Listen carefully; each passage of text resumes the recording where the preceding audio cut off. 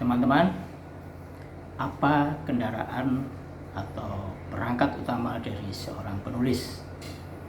Bahasa. Karena kita menulis dalam bahasa Indonesia, maka kuasailah bahasa Indonesia.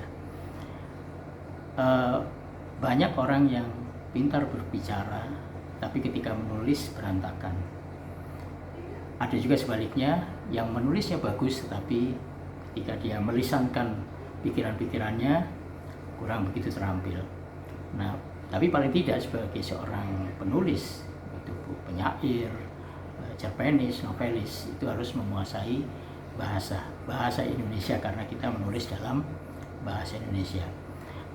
Jadi paling mudah adalah kita belajar melalui buku-buku bagus, novel-novel bagus, cerpen-cerpen bagus, esai-esai bagus. Karena apa?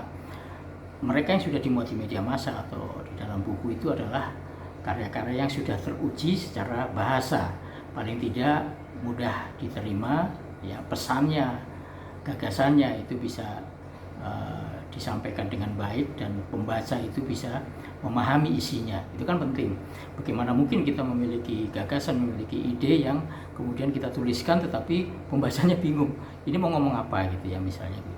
Sebelum sampai pada bahwa cerita itu bagus, puisi itu bagus, esai itu bagus.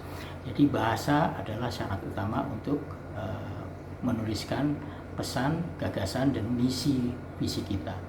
Dengan mempelajari PUEBI, ya, pedoman umum ejaan bahasa Indonesia, itu di situ lengkap, mulai dari fungsi huruf kapital, tanda baca, bagaimana perbedaan antara awalan dan kata depan, terus mengenai sinonim, homonim, dan sebagainya. Termasuk mungkin ya kalau mau lebih dalam, gramatikanya juga harus kita pelajari. Apakah itu kalimat aktif ya atau kalimat pasif, bagaimana kita menuliskan dialog, bagaimana menuliskan narasi, seperti itu. Nah, dengan demikian paling tidak itu juga jawaban kenapa naskah kita ditolak oleh redaksi, barangkali karena kita tidak menguasai cara menulisnya, tidak menguasai bahasa Indonesia dengan baik. Bagaimana menuliskan kalimat itu pada umumnya, atau yang bagus lazimnya adalah ada SPOK, ada subjek, objek, predikat, dan keterangan. Walaupun di dalam satu paragraf bisa saja subjeknya cukup satu, kalimat-kalimat berikutnya sebagai dukungan atau yang menjadi keterangan atau meneruskan informasi lanjutan dari kalimat pertama, itu bisa tanpa subjek, bisa mungkin tanpa keterangan, bisa. Jadi itu semuanya ketika digabung menjadi satu adalah satu komposisi atau satu kesatuan pengertian dalam satu paragraf yang berisi inti pokok pikiran.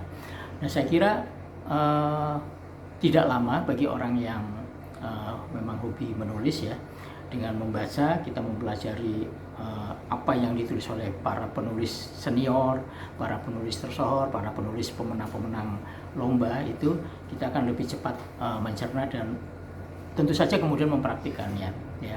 Kalau misalnya cerita belum bagus, oke, yang penting logika sudah dapat, kemudian cara menulisnya benar, itu sudah menjadi pertimbangan redaksi untuk, wah, ini tinggal bagaimana meningkatkan kualitas atau memperbaiki ide supaya konfliknya ada, karakter tokohnya bagus, kemudian ada mungkin struktur, ya, misalnya mau membuat kilas balik atau kronologi atau apapun, ya, dengan POV 1, 2, atau 3 itu bisa lancar. Tapi paling tidak kita harus menguasai PUEBI. Kemudian juga jangan lupa sering-seringlah membuka KBBI, karena di sana banyak kosakata yang bisa kita gunakan. Meskipun dalam menulis itu tidak harus yang rumit, ya, tapi cukup bahasa sehari-hari, yang penting komunikatif.